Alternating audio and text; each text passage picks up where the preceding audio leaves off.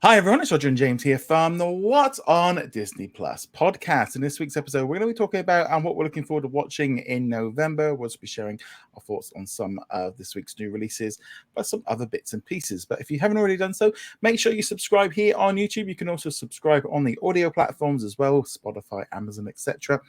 And with that, also go check us out over at What's on Disney Plus. You can favorite, bookmark, find us on social media, etc. But yeah, so let's jump into it. So obviously this week we've had the release of what's coming in the United States in November. So we're going to go through the list. We've also had some of the highlights coming to the UK. So we'll do them after we've done the US list. But we might as well just kick off with the start.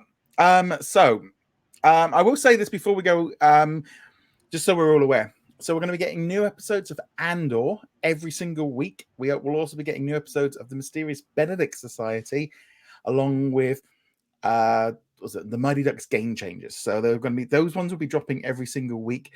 So I'm not going to, and also Sumo Don't, a brand new Japanese series. So those four will be dropping every single week. So I won't mention them again. It's just right. Okay, so on Wednesday, November the 2nd, we're going to be getting Donna Hay Christmas, which is a festive, like how to bake cakes, how to glaze hams from Australia. So that sounds very different. I'm glad that they are doing stuff like this.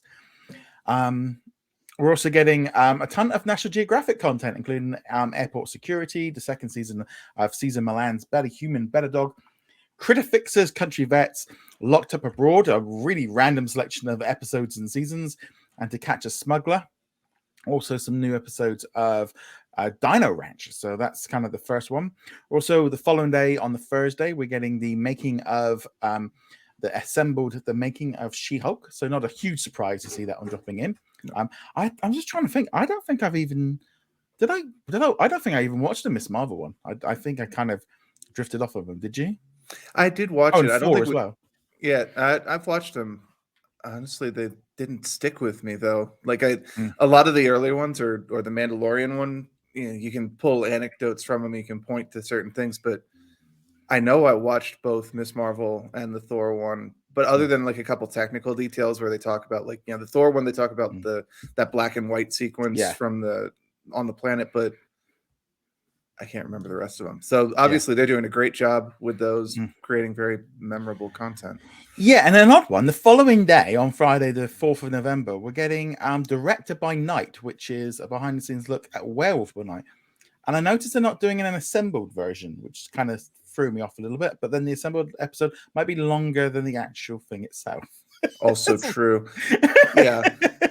I did notice that too with the title, Director by Night. But that might also be they want to focus on the director of it, because it's not a person you normally associate as a director. It's the I'm not going to try to pronounce his name, but it's the composer who's done a lot of work with Pixar and things like that. And you think, oh yeah, he does the background music, but no, he actually directed Werewolf by Night. I don't know if he has a history of directing other than that. He has done some shorts and stuff beforehand, because this was kind of the thing that came. A lot of people going, "Oh, is this?" It's like, no, he has directed before. He just kind of went off into composing, and obviously just did well. I mean, didn't just do well; he did amazingly well. He's one of the top tier composers. So yeah, I think this was almost an opportunity to stretch his wings a bit, which is good. I'm glad. While it wasn't my favorite thing, I'm all up for trying some different things. On that same day, we're getting 3 new episodes of Marvel Studios Legends, all about T'Challa. We've also got Shuri and also the Dora Milaje. So those will be just in time for the new Black Panther Wakanda Forever. Have you got your tickets for that yet? I did. I got my ticket for Wakanda Forever. On my theater website, they were advertising a double feature with the original Black Panther and Wakanda Forever, but they never actually set showtimes for the double feature, and now it's mysteriously disappeared. So so I'll just be watching Wakanda Forever. That reminds me, I need to make sure I get my ticket for that early morning one. Also getting The Gift, which is like I don't know what that is. I'm guessing it might be like a new Disney advert for the holiday season that they do, because there's no information on it in the slightest. We've also got Ocean's Breath, Saving Notre Dame, and Shorts Giving. Then we've got a couple more episodes on Mondays of the Dancing with the Stars. So there's at least 3 more Mondays with that one there, with the finale just around the Thanksgiving time. Then on Wednesday, the 9th of November, we're getting Breakthrough Seasons 1 and 2. Gordon Ramsay Uncharted Showdown Season 1. Actually, that would definitely be one I'd like to check out. You also got The Incredible Dr. Poe Season 21. That was supposed to come this week. Got bumped. You've also got The Lion Ranger and World's Deadliest, along with a brand new Latin American series, The Mountaineers, and also Save Our Squad with David Beckham, getting all episodes at once if they're not stretching that one out. And also Zootopia Plus. I'm hoping at some point that trailer is going to get out for everyone, because while I saw it at D23, someone said, well, when are we going to see the trailer? I'm going, and then it suddenly dawned on me, no, that's why I'd seen it. Yeah. I kind of figure like, no, it's been out. No, it hasn't. No. Your privilege is showing, Roger. Yeah. Well, you just kind of sometimes it's like, oh, I've said that. Yes, I do. Like, and you'll have to think back. I mean, the amount of emails and stuff of trailers and over the months, you do get a little bit. Also, just a quick note as well. There was supposed to be another an anime one. I've completely forgotten what it's called. You're looking at the Tatami. Yes. So that one was on the list that's sent out to all of us. It's now been removed from the US list. So that could be that it's been pushed back or delayed, or it could just be a mistake, because that happened with Zorro, and Zorro arrived on time. So I'm a little bit like, we'll wait till it might not show up, but it might do. But so just be aware of that one. Moving on from there, Friday, November the 11th, we're getting Eyewitness D-Day, Fire of Love, which is a documentary from National Geographic that I'm looking forward to. We've also got Mary Poppins Returns, Port Security Hamburg, Sea of Shadows. Then on Wednesday, November the 16th, we're getting Atlantis of Cursed Places, Ice Road Rescue Season 6, some new episodes of, and here we go, Mini Bow-Toons, Party Palace Pals. Oh my God. The amount of takes I had to do on that one. Ultimate Survival World War II, and then World's Deadliest Snakes. So that's and then we're going to be getting the whole first season of Limitless with Chris Hemsworth. So that one should be a lot of fun to watch. Plus the first 2 episodes of the Santa Claus is a brand new series. There'll be 6 episodes, new episodes, then dropping Wednesdays after this. But they're going to do the double drop to begin with. So it actually works out quite good. I mean, from that week on, we've got the Santa Clauses, Andor, the Mighty Ducks, Mysterious Benedict Society, and Sumo Do, Sumo Don't. So you actually got like 5 shows dropping every single Wednesday, which is pretty good. It's going to be quite hefty. It's quite a bit to watch there. And that's before you add the Hulu shows onto it, or the Star shows.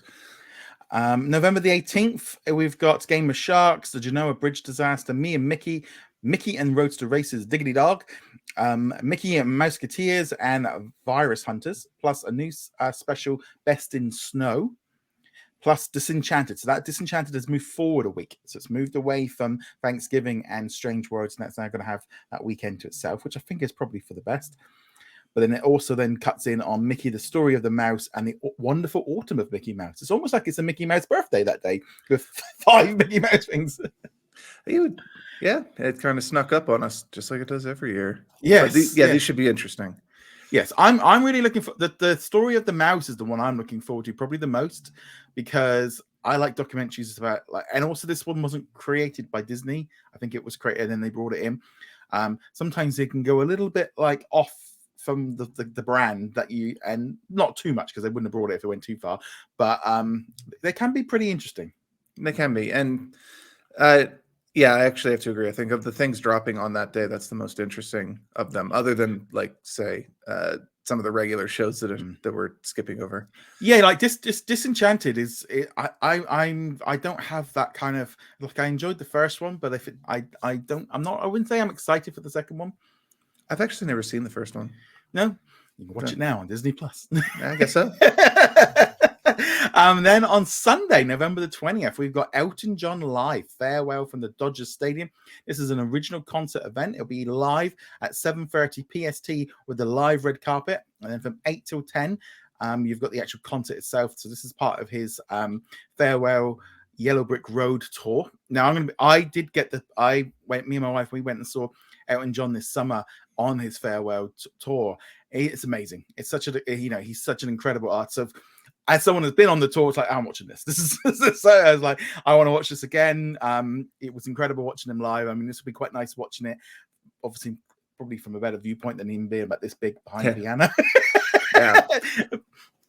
So that one's carry on. I obviously haven't seen this particular show. Yeah. Not see the Yellow Brick Road tour, but I have seen him in concert. It's one of the very, very few performers I've actually seen in concert many years ago. So I'm excited to watch this one as well. Yeah, it's going to be good. So that one should be a lot of fun.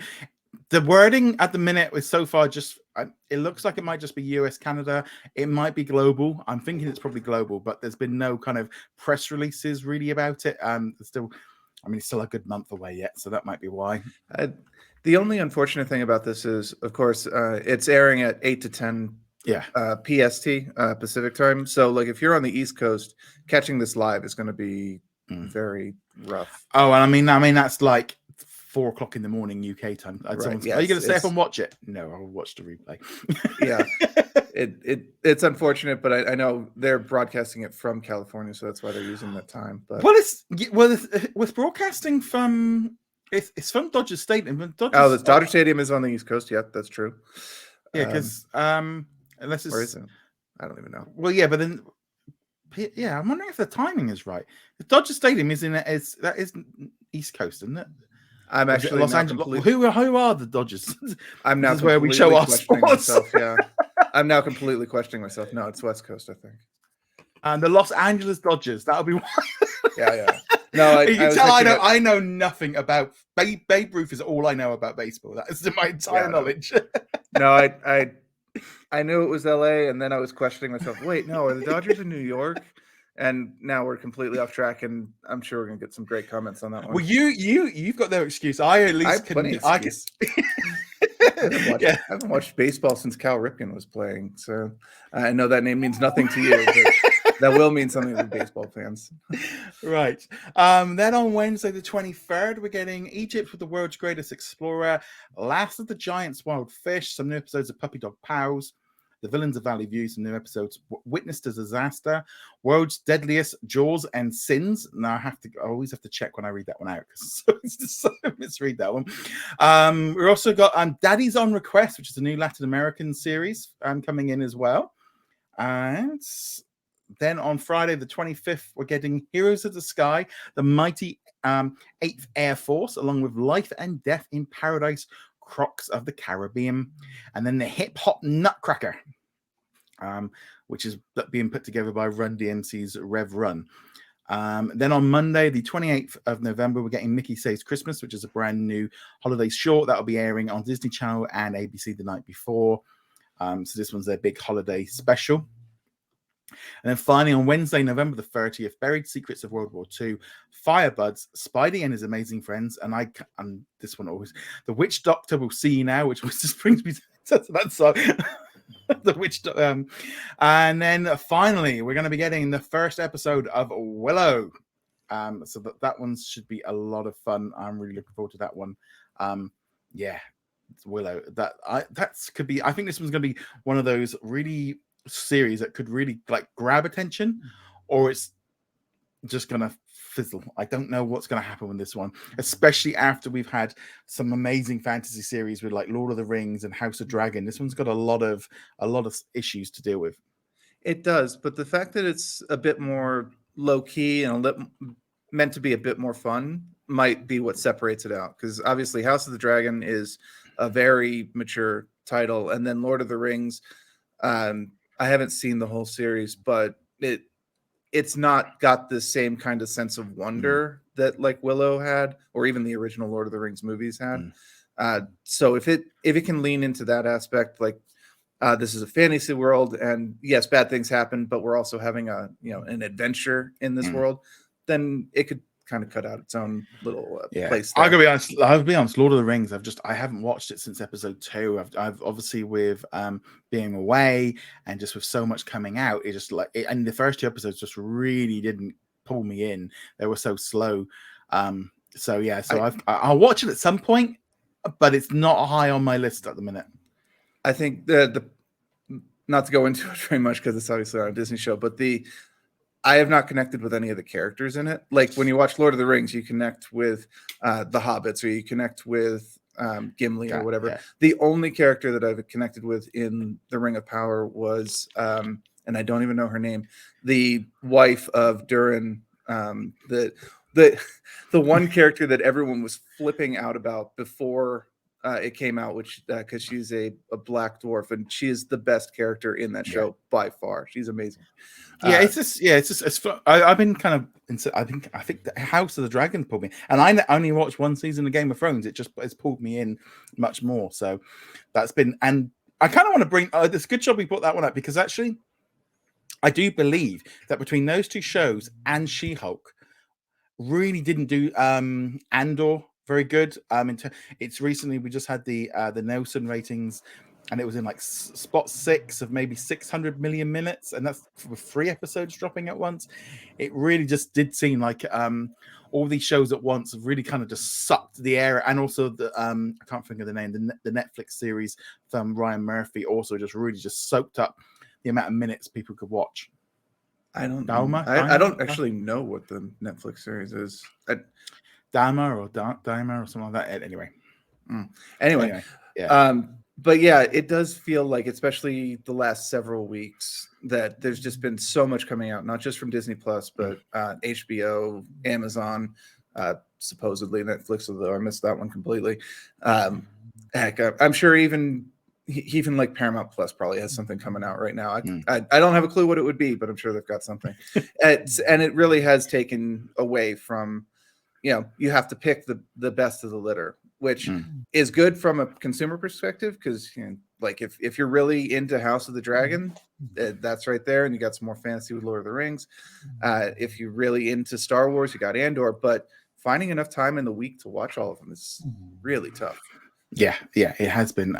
Just a few highlights of what's coming to the UK as well, because we don't get a UK list anymore. We only get highlights. So we're getting The Patient. So we're getting all 30 episodes are dropping on the 30th of November. We're also getting the entire season of Reboot on the 2nd of November. Tell Me Lies, the entire series, on the 16th of November. And then What We Do in the Shadow seasons 3 and 4 are also on the November the 2nd, in addition to Fire Love and The Simpsons, etc. The other big release on the 2nd of November is See How They Run, which is a really good movie.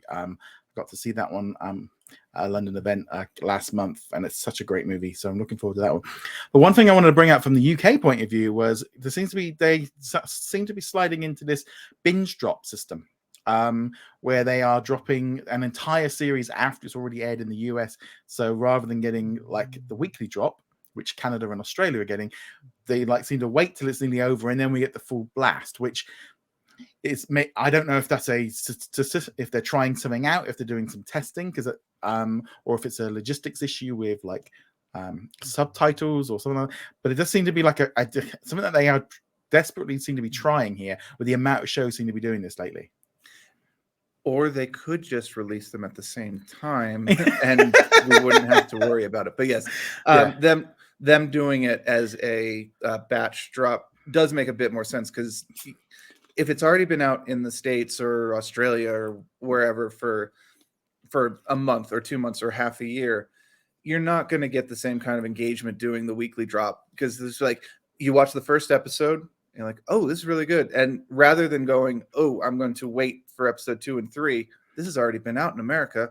Well, I'm going to find alternative means to get it. I will watch it. And then episodes 2 through whatever, just don't get any engagement on Disney Plus. It's like me with the Old Man. They're releasing episodes weekly, but I don't feel any incentive to watch it in, as a very early, like at the beginning of the week. Sometimes, we might watch it at the end of the week.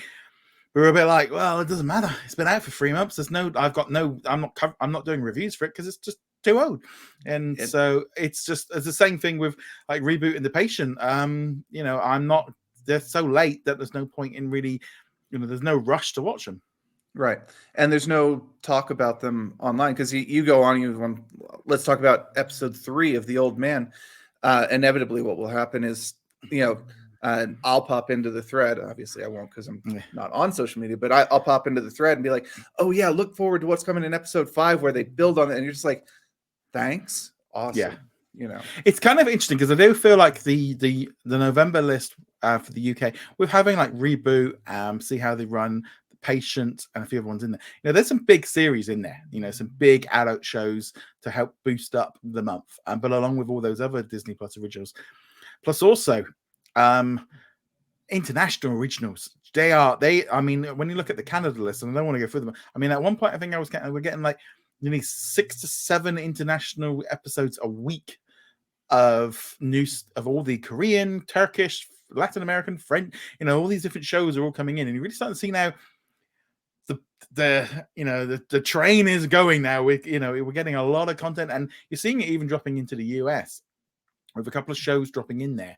And I think that's only going to keep happening as more and more stuff keeps coming in. In the US, for example, they got like here in the UK, we got like Soundtrack #1, a Korean series.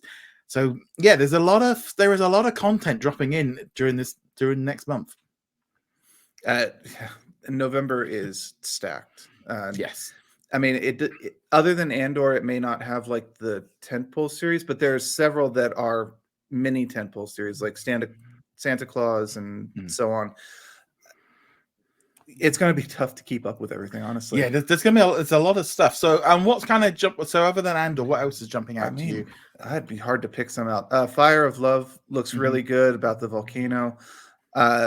Zootopia Plus, those are short, so that's barely counts, but still looking forward to that. The Elton John concert, pretty much everything that National Geographic, because they're doing a lot of World War II stuff. They're doing a lot of shark stuff.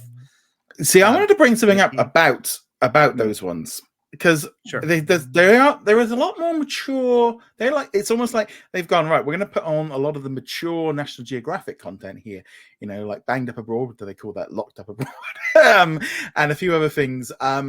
It's like, and some ones around World War II, and it's like, and smuggling and all this. It's like, these are a little bit more mature stuff that they've been kind of not putting on Disney Plus in the US up till now. It's just very noticeable when you see like 20 of them dropping.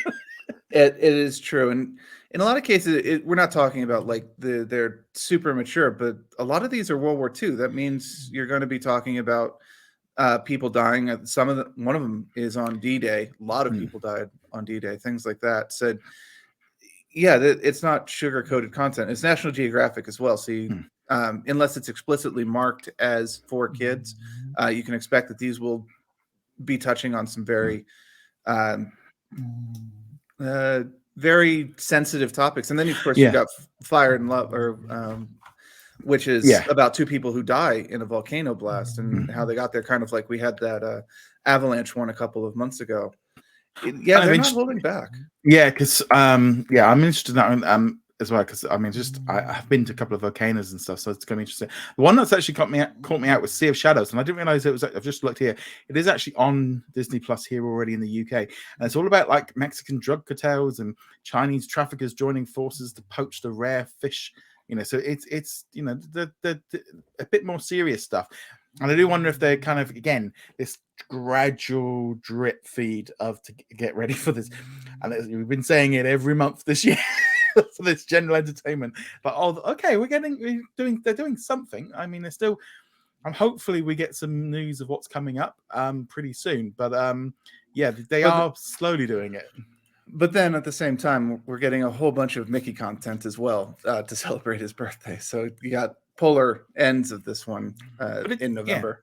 It still seems a pretty stacked month. I looked at that list. I was like, okay, there's a lot of stuff here. There's a lot of originals. There's there's a lot more stuff dropping in, all the holiday specials. Yeah, I thought it was a pretty good, solid lineup, and lots there to look forward to. Yeah, so through most of the month, you've got Andor, Mysterious Benedict Society, Mighty Ducks, Sumo Do, Sumo Don't, Santa Claus, and Willow at the end. I mean, each and every one of those, except for maybe Mighty Ducks. We're not going to probably talk about Mighty Ducks, but other than that one, I think every single one of those is like, if it was coming out on its own, it's the one that you sit down and you watch. If not the morning it comes out, then the evening it does. Yeah, I'm hoping as well, like Willow might get the chance to kind of have like December and January, those 8 weeks that it's running kind of to itself, without any Marvel or Star Wars, to kind of, I think that might lead then nicely into maybe Mandalorian season 3, for Willow being like the key. But I'm also really looking forward to the Santa Clauses, because that's just fun Christmassy stuff. It is, and it's coming out at the right time of the season. Yeah. I'm glad this is coming out at the end of the year rather than them dropping it in April or May or something like that. And good news for those of you in the US and you want to watch the Mysterious Benedict Society, and if your Wednesdays are pretty full, you can watch it on Tuesday nights at 7 p.m. on the Disney Channel. They're doing something completely different, where the Disney Channel has managed to sneak in and grab this one every single week of the run. And it's going to air the night before it comes out on Disney Plus, which is like this one way of making it day after next day. Just like I'm like, this is a very interesting way of doing it, because it's like they essentially Disney Channel is getting a top tier show, and I do think this is good for the show. I think this is really good to get more eyes on this show, because it's, I think, underwatched. But yeah, it does seem like this one's kind of shifting away, and I think we're going to see more of this. I've said before that I think this is a good idea for Disney to start utilizing its linear channels and streaming as one thing. And yeah, but I was quite surprised when I saw this on the November schedule for the Disney Channel. I think this is a good show of faith in the show as well. They're trying to get people to be aware of it, and I think the first season, even though it really came out mostly in isolation, a lot of people missed it, and especially adults are like, "Nah, this is really a kid's show," which it is, but it's really well done. So getting it in front of people is important.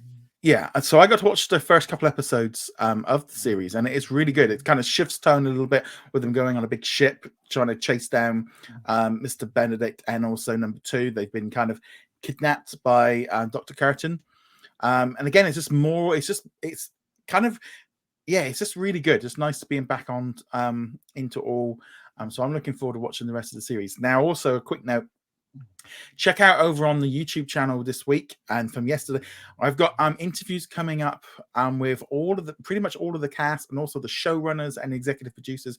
So like literally for like 5-6 days, we're going to have interviews every single day. So yesterday I put up one with Tony Hale, and also the number 2 Kirsten. I can't think of her last name. That was such a fun interview. He's speaking with them too. Just put up one with Mystic and Martha, who play Constantine and I forgot the main kid's name now, completely gone. And then we've got other interviews coming up, but the real ones actually that were really interesting was the showrunners and the executive producers, because they really kind of went in a little bit more detail about trying to come up with the look of it and the feel of it, and how those are the ones I actually, from a point of view as a fan of the show, it was actually kind of really interesting being able to talk to the executive producers and the creators and why they did some of the things. So yeah, so lots of great interviews coming up on the channel, so do check them out if you're a fan of the show. Yeah, I will definitely be checking those out, because as I said a lot during season 1, and I'm sure I'll be saying a lot during season 2, the show really reminded me of like a serial Wes Anderson film. Literally, that is what one of the showrunners said. That is literally one of their inspirations, and it comes through. It's very obvious. I mean, it's not exact. There's not quite as much like symmetry as Wes uses, but the tone, the feeling, the colors, the lack of affect that the actors have in a lot of scenes is very Wes Anderson in a good way. Also, yeah, it's just a great show. Also coming out in November, we have got Welcome to the Chippendales. So this one will be dropping on November 22nd on Hulu in the United States, in Canada on Disney Plus, in Australia on Disney Plus, most of Asia. Unfortunately for us here in the UK, we are going to have to wait until January the 11th. And then I think we're getting the whole series. So we've got to wait, but we're getting them all at once. So the trailer dropped, and it's not about the little chipmunks. This one is a very different one. Did you happen to see the trailer for this one? I did watch the trailer for this, and it looks really good. Again, this is going to be very mature content, because it's not about the chipmunks. And it's not just about the business. It's about the dark, shady underside of the business. They released a documentary earlier this year, which I assume this will cover most of the same as that. And it gets pretty dark at points, and also like really entertaining, but in not the ways that you want it to be entertaining. It'll be entertaining for us. It was not entertaining for these people to live through. But given the talent behind this, I think this is going to be really good. Yeah, this has kind of got that kind of vibe of like, oh, this is going to be like a proper serious like drama. Especially the second half of the trailer, it just revs up in intensity. So This is for me like one of like, it's just a shame we're gonna have to wait till January. That's ridiculous. I don't know why this release schedule is like this. I can't think, other than the obvious, which is licensing agreements. I can't think of any reason why this is not coming out in the UK at the same time as everywhere else. Don't know. It is well. The only good is there again. It's the binge system. I don't know if they're just finding audiences here in the UK, or I don't know. But it is a shame. It is a shame that it's being delayed. But good news, bad news on that one. But yeah, so I'm looking forward to that one. Right. So that's kind of our main highlights of what's coming in November. But we'd love to know what you think of everything coming in November. Love to hear your thoughts. Also, Strange Worlds hit cinemas for Thanksgiving, and also we're going to have Black Panther: Wakanda Forever dropping at the beginning of the month. So that'll probably I'm thinking January for Black Panther and Christmas Eve for Strange World. That's my guess. I think Strange World is going to do a super fast dunk. I just hope it's really good. I mean, the trailer looks kind of bonkers, and it looks like it should be a lot of fun. But I think like in the same way that Lightyear kind of had a hard time drawing an audience, it'll be interesting to see if people go to the theaters for this. Yeah. Thanksgiving weekend in the States, I think they'll do fine because that is traditionally a very big movie weekend. A lot of people, you gather up with your family, you get sick of each other at the Thanksgiving dinner table, so you go to a movie to kind of relax. But it'll be interesting if it has legs after that, if we see like a huge drop off in ticket sales like the first week of December or anything like that. It's interesting because there's a lot of talk at the minute. People kind of go, well, why aren't Disney promoting it more? Why aren't they doing it? It's like, well, first off, right now, it looks to be like Black Panther is the focus. But then also you've got Avatar Way of Order coming in right after it. And Disney are maybe holding out till, and I actually kind of agree with this, of like waiting till right near it, because I think with like animation movies, these decisions need to be made much closer to the actual release date. They don't need a trailer 6 months away because it doesn't help. A kid's going to completely forget about it. They need it much more like those last week or two beforehand, and when it's out, that's when they need to rev up the marketing campaign for kids. So I don't think you can really put like what they're doing with Black Panther on the same scale as and also Strange World. It might have some of the same issues that Lightyear had with it being set in space. There is also an LGBTQ issue that might come up. Hasn't kind of come to mainstream attention, but that probably will do once the reviews and stuff coming out. So no, it's going to be interesting. I'm really looking forward to it because it's kind of funny because people said, I was watching it and they were like, oh, there's been nothing for it. I'm like, well, at D23, it was being promoted just as much as everything else. I would actually probably say more so than Black Panther, because there was big displays and we had all the people come out. We're seeing all the trailers coming out, we're seeing all the posters coming out, but I don't think they're making it through the noise, because I mean, they release so many trailers and stuff. But yeah, it's kind of going, well, no, they're doing the same as normal, but it just doesn't feel like it's getting through the noise of everything else. Honestly, until you mentioned it just now, I forgot it was on its way this year also. And I'm actually interested in it. The trailers look like a lot of fun. But yeah, it's coming in a very stacked season, not just from Disney, but a number of companies are releasing things. And then, as we were just talking about, there's a lot to watch on streaming. Again, at the end of the years, it almost feels like all the companies are coming out of hibernation for the last 2 years or so. But also, as well as, unless it's a superhero big summer blockbuster, it's just there. It's just there just doesn't seem to be a lot of the box office as a general just doesn't seem to be hitting very good heights. I know, like, See How They Run didn't do very well at the box office, but it's such a fun film. Probably one of my favorite films of the year. It's just like, and they go, look, this is a really good movie, but just no one went and saw it. No, and honestly, I didn't even know that it made it to theaters already, and let alone out of theaters as well. Well, I think the trouble is, as well, is like when people say about like marketing and stuff, it's like marketing costs money, and they ain't going to spend like 100 million marketing like they do with Black Panther on a £5-10 million film. Right. It's just not. A trailer gets put out and the social media puts out the posters and stuff, and they do the interviews and stuff, the same thing they do for all of them, but it's just how, and also if it doesn't capture people's attention, it just doesn't then grow and spread. I'm almost curious to see how this will be impacted by Disney adding an ad tier to Disney Plus, because especially with streaming, we are very much not used to ads. That's part of one of the main things of streaming, of course, is not having to deal with ads. You flip on the show and it runs through the entire season or however many episodes are out. So if you're consuming almost all your content through Disney Plus and Netflix and Amazon Prime, you're probably not seeing that many commercials and you're less aware of what's coming out. And now with Disney Plus getting their ad tier, I think Netflix is going to have theirs soon enough. And it's most it'll be internal marketing. So like you turn on Disney Plus and you're about to watch the Mysterious Benedict Society, and there is a ad for Strange Worlds, which you would not be aware of otherwise. Yeah. And yes, I hate ads too, but it'll be interesting to see how much awareness this creates for stuff in the theaters.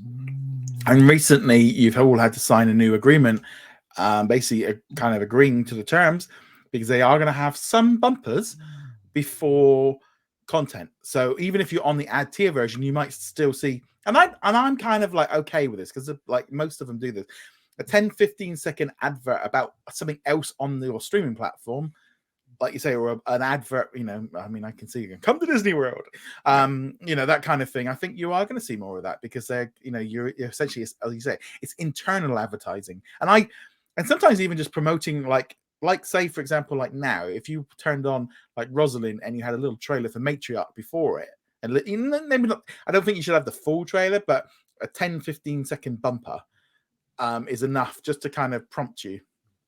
It does depend though. Like if you're on the ad-free tier, the top tier package, and you're getting these bumpers, that does feel like, well, what am I paying for kind of deal, even if it is strictly internal.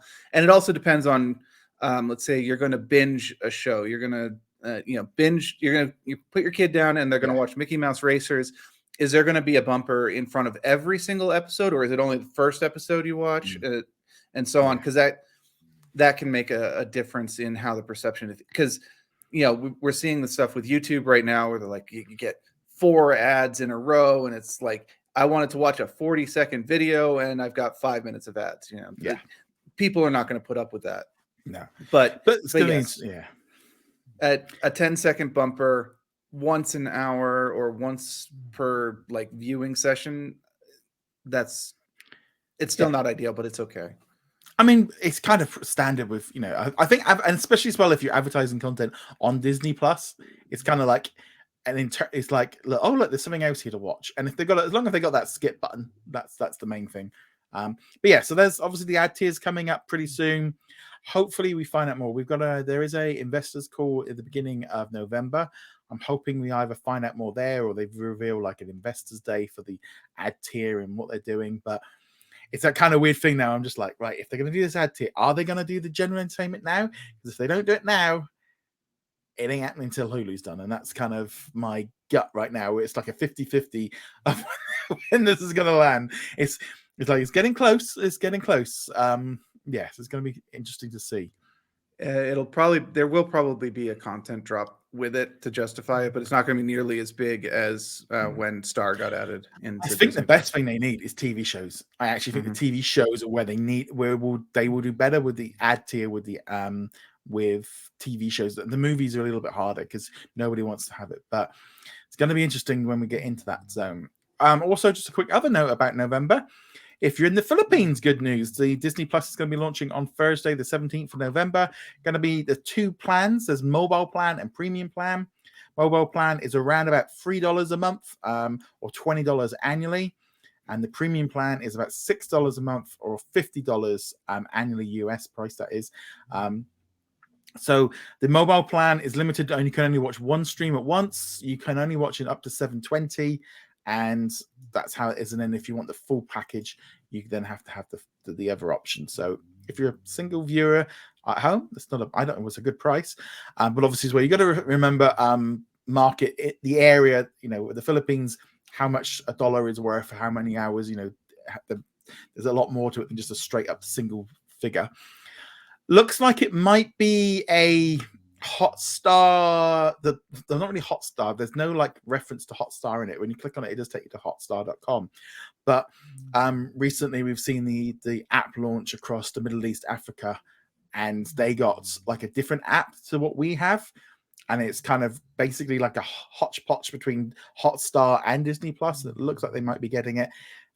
This might continue the idea that maybe they're going to start maybe dropping the Hotstar brand, or maybe even they're going to get ready for maybe a refresh of the whole Disney Plus app. I mean, I don't know what's going on.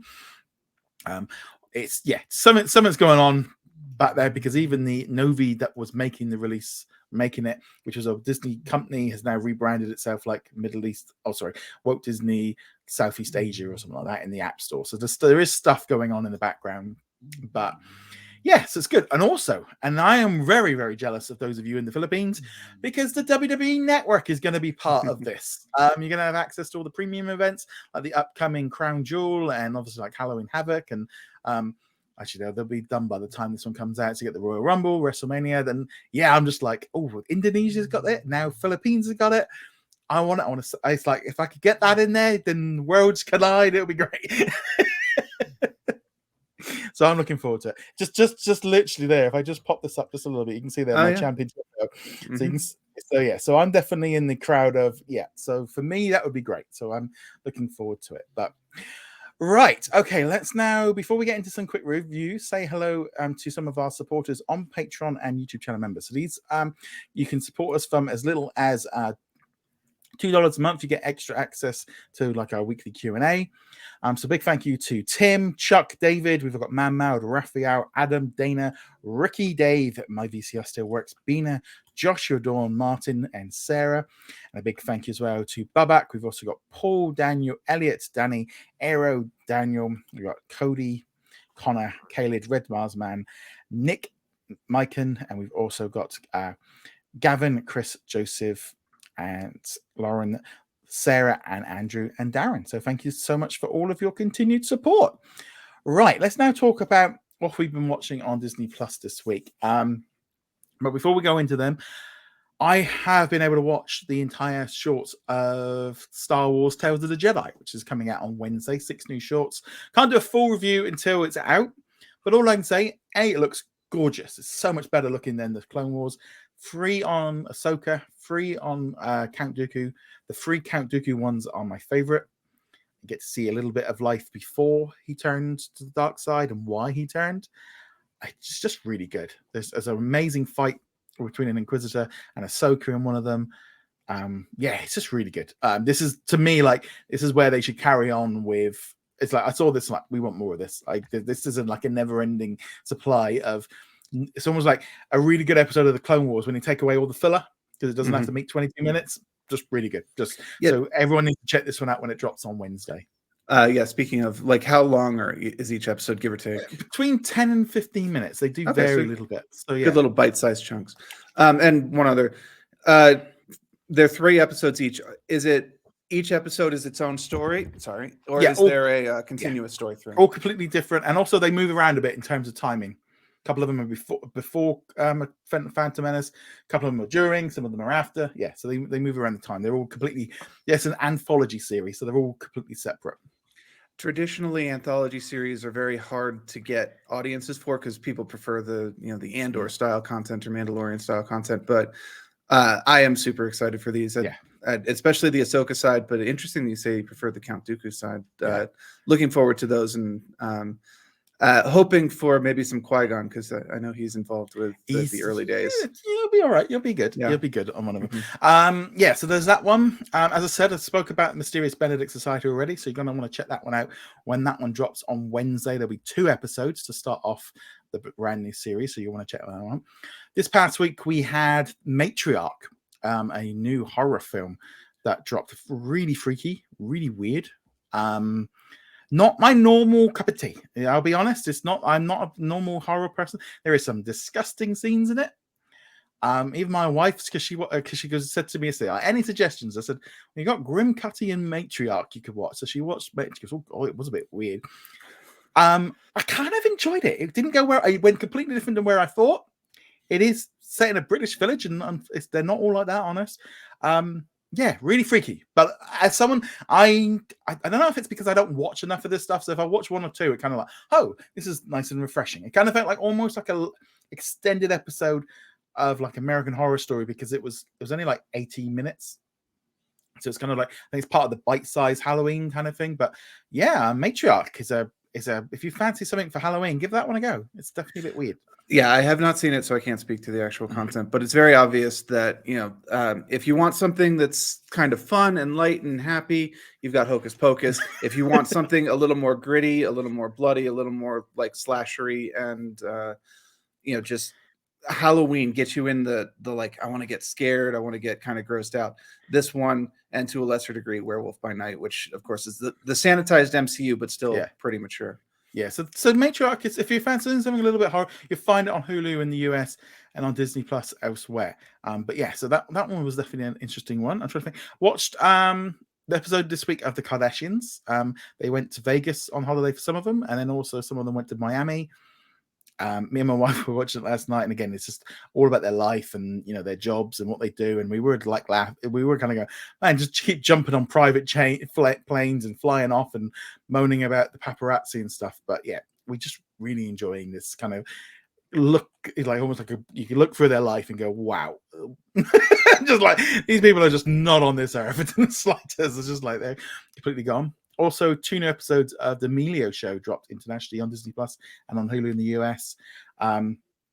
Bit more, it's starting to step away a little bit from what it was in the first season, where it was a bit more serious. Now it's, just following their lives, a little bit like a mini Kardashians, where they're trying to launch music careers, and there's a kind of a big issue going on with some of the boys that are like big TikTok stars, and they're also starting to appear in films. It's kind of like it does kind of feel sometimes like a little mini Kardashians, because they also got on a private plane and flew off to Vegas. So we were kind of, it's just a bit like, must be the week for going to Vegas recently. Yeah, so those were the 2. Those were some other ones that I watched. Plus also, Welcome to Wrexham finished up. So what did you think of this whole series? So the whole series overall, I really enjoyed. It was a very fun look at Wrexham, why we should care about these smaller clubs that are still professional, but what kind of impact it has on the local environment, which is important, because a lot of times it's like, oh yeah, it's 11 grown men kicking a soccer ball around, why do I care? But to the communities, it's actually very important. But I will point out, the last episode really annoyed me. I did not like the last episode at all. Not because spoilers, they lost and they didn't get that's why we watch sports, is because of the whole thing. But through the entire series, episodes 1 through 17, they were always very straightforward about things. Yeah, they lost to this group, and now they're in the lower standings, and this guy got injured, and all very straightforward. And then in episode 18, they're doing the like, oh my god, he got hit by the guy, and it goes into super slow motion. He's doing like this backflip, and then they're doing like a flashback of this guy's life, and you're like, is he gonna land on his neck? Is he gonna die or something? And it's like, oh no, he just stands up, and you're like, what the heck was that? They were definitely playing around with the kind of build the tension for it. And then they're getting towards the end of the show, and the whole episode is this one game against Grimsby, and I'm sitting there like, wait, this is the semifinal match or the quarterfinal match. It's not even the finals. Why are we spending the whole? Oh, it's because they're gonna lose, isn't it? You see, I did the opposite thing of just like, I just googled the results. Well, I'm sure it's just like, oh yeah, they lost. I'm sure that a lot of people do that, because I mean, this is a documentary on stuff that already happened. You could have watched the first episode and gone, do they advance? Oh no, they don't get they don't get promoted. But it's interesting, because like ESPN in the US is now showing Wrexham matches. So it's done exactly what they wanted. And they've just been awarded a new award this week by the Welsh government. So it's done a really good for like that team. And obviously they got a lot of money in it. But what I liked about this series is the episodes changed style, don't they? They didn't stick to one. They were moving around a little bit. Some had more of Ryan, and some had less of Ryan. Some had more of Rob. Some of it was focusing on the hooliganism element, which I obviously here in the UK am more aware of it. But yeah, it was very interesting. Especially it was pretty bad with the hooligan one, because they were playing my local team. So it was like, oh great. I have to admit, I really not a bad way of advertising the local town. I have to admit, I really enjoyed the hooligan episode, but I really felt bad for that one woman who's like, yeah, I'm applying to be an inspector with the police. And it's like, wasn't it? And I'm just like, your boyfriend, you openly acknowledge, is like, he's banned from the stadium for hooliganism. You're not going to pass a background check with him as your boyfriend. That was awful because it was a little bit like, she's, and especially like, you're not even married. It's like, it's like, it was a little bit, so it was really bad for her. I did feel sorry for her. It's always keep in mind, though, with documentaries, they're presenting the story that they want. I'm sure that there were many positive aspects to their relationship, why she's still with him. But of course, the documentary is presenting he's a hooligan. He's an unrepentant hooligan. He will be a hooligan again when the band is. Sorry, lady. I'm sure that there are positives to their relationship too. But that one, I was just kind of like banging my head against the wall. Just, what are you doing? Yeah. But yes, overall, I loved how it shifted tones, shifted topics. Sometimes it would do like the chronological, this is where we are in the season and what the current standings are. And then other ones would be like, yes, I have been in a band my entire life and no one's ever heard my songs. And then I wrote a song about Rob and Ryan coming in, and it may not be like a chart topper in the UK, but everybody in town is singing that song. And he's like, yeah, everyone's singing my song. This is great. I liked also the look at it from their point of view, like buying it and like the issues that they had, and like Ryan almost, them falling in love with the game kind of thing, and like getting like, and also like in that big match at Wembley, and they're all excited and jumping around and like the commentator going, yeah, they didn't score. that was, but I appreciated that too, because especially if you're not used to football and the offsides rule, which frankly you could have watched that sport your entire life and still not understand the offsides rule. Yeah, I'm sure every fan has had that moment where like they scored. Oh no, he was offside. But then I think they had the flip of it too. I think in that last game, the other team scored and it's like, no, it's okay. It was offside. It's not. That's probably the thing. I never understood it, and that's why I was constantly being told when I was playing football at school when I was a kid, like, you're offside. Like, oh, no, you're just hanging around the goal. Yeah, well, I can't be bothered to run around. Like, no, you get out of there. But yeah, so a really good series is coming back for a second one. It definitely has been a big success, and it's been a great. And this is, we're not even little fans of soccer, but we enjoyed the series, which is spot on. Yeah, that's great. And now we've got Save Our Squad coming up, which this is the trouble. Is I think that one did it so well that, and coming like 2 weeks later is quite hard. It's like I'm like, well, I'm not really. I've kind of done this already now. And yeah, it's a little bit different story, but it's almost too close to Welcome to Wrexham in terms of release schedule.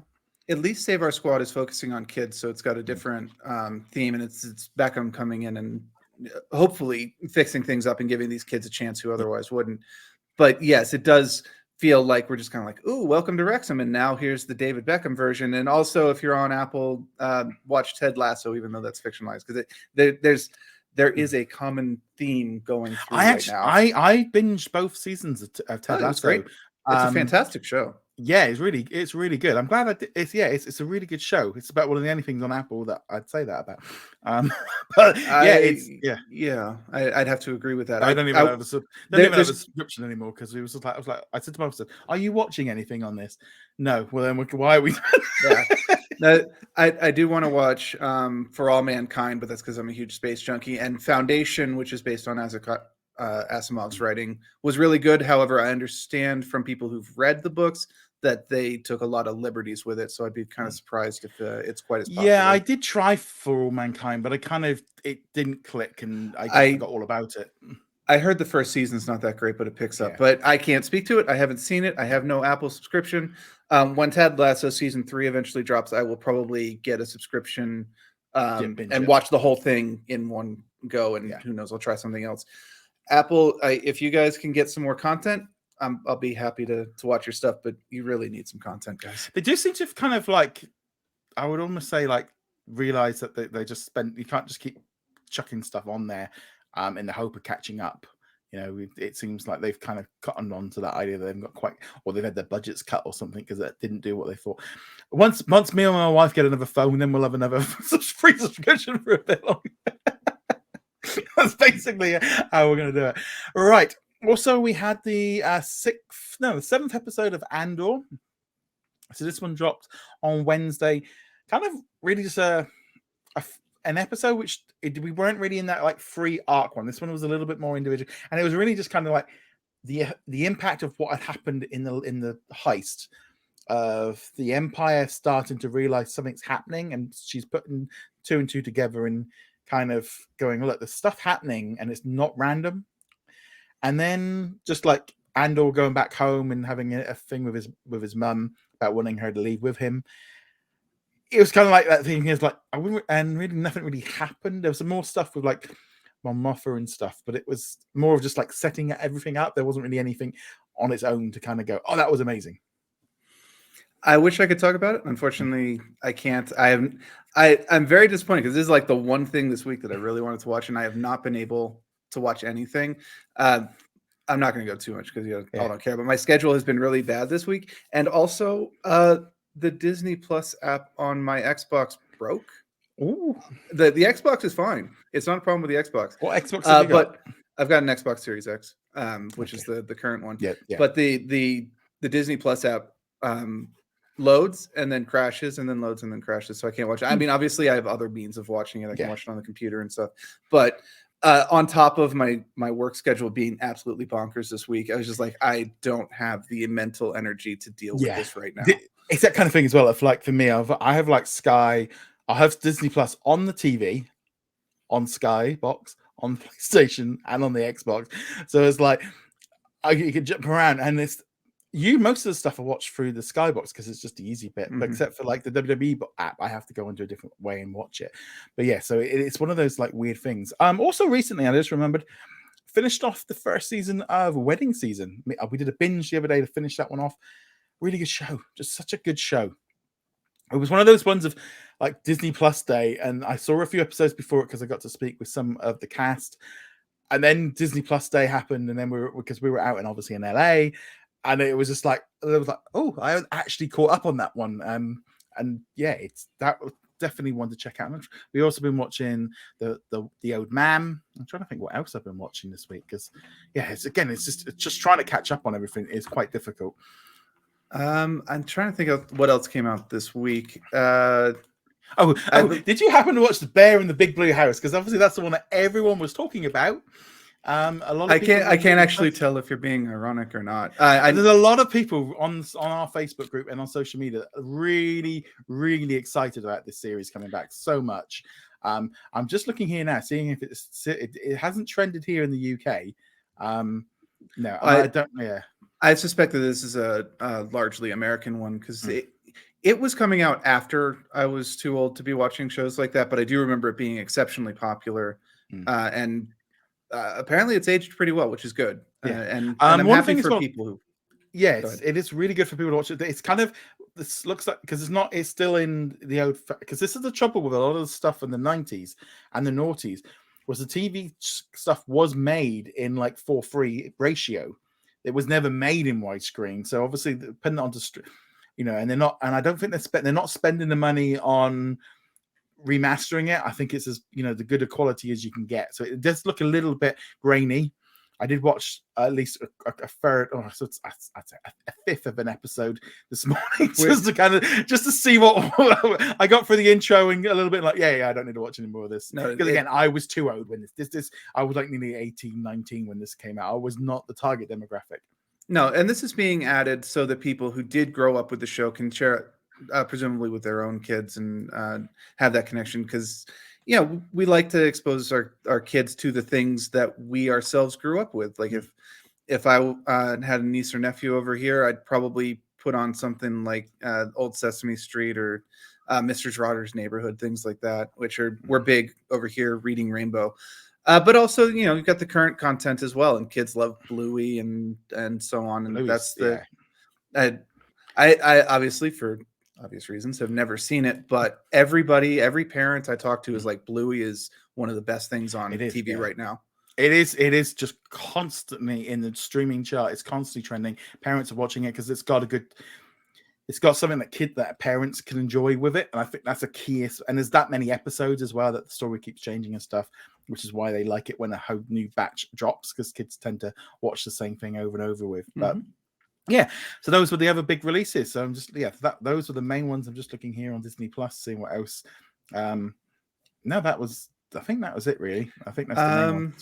Yeah, that was Oh, it. there was the Poloni show, which was an animated thing that came out. It was from the makers of the Solar Opposites and Rick and Morty. Oh, yes, I did hear about that. This was I honestly I couldn't watch it. I watched about 20 minutes of it and it was just like, this is just rubbish. I love Solar Opposites, but this was so random and I really just did not get it. So I actually turned it off, that's really rare for me. Like usually I'll try and get into it, but yeah, I just kind of completely just didn't get into that one in the slightest.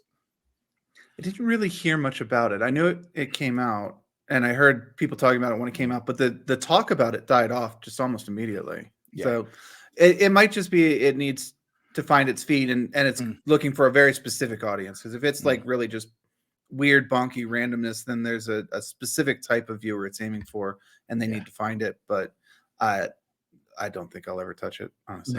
No, but there we go. So that is all of this week's stuff. Obviously next week we have got the return of the Mysterious Benedict Society. Tales of the Jedi is dropping in, and obviously we got another episode of Andor, and I think that's the main ones for next week. I think that's it. Yeah, although we are getting into the ramp up for Halloween. Obviously, that'll be coming 9 or so days from now. So I expect they're just kind of trying to get out of the way of that, and you probably see like Hocus Pocus and 1 and 2 a lot, maybe some Nightmare Before Christmas and so on. Yeah. And then on the Hulu Star side, some much heavier fare for people who enjoy watching proper horror in this season. Yeah, things like, I'm trying to think of what. Yeah, I think Halloween was on Peacock, but yeah, and of course, the day after, the entire world just goes Christmas, and I'm sorry, no, the day after, the whole world goes super discounted candy, and then it goes Christmas, right? So, yes, actually, the Christmas lights are already, they're starting to put up the Christmas stock over at my local Target, and kind of walking through and going, it's too early. It's too early. I say it every year, though. I must. Well, I already tucked into a chocolate orange last night, so I can't say too much about that one. But also, I was looking for some I was looking at some of they had some Halloween discount. You know that it's funny because remember they had that Grogu Halloween bow that we saw when we were in Disney. Well, I've got that ordered over the weekend, so it'll be okay. It was on discount. I went, I'm gonna get that one. It's a legit bowl. It's a really good one, honestly. I thought I'll put that in a box of these when these will come down. But yeah, I thought, well, it's like 20% off. I'll do that. Well, anyway, guys, thank you very much for watching. Make sure you go check us out over at what's on at disneyplus.com. Obviously, check us out on our live Q&A on Sunday night. We've also got the news going out throughout the week, plus all those interviews with the cast and the crew of the Mysterious Benedict Society. And on that note, guys, thank you very much. See you guys soon. Later. Thank you very much for watching this video. Make sure you go check us out over at whatsondisneyplus.com. Like, follow, and subscribe. Also, a huge thank you to all of our supporters over on Patreon and also on our YouTube channel memberships. And I shall see you guys in another video. Laters.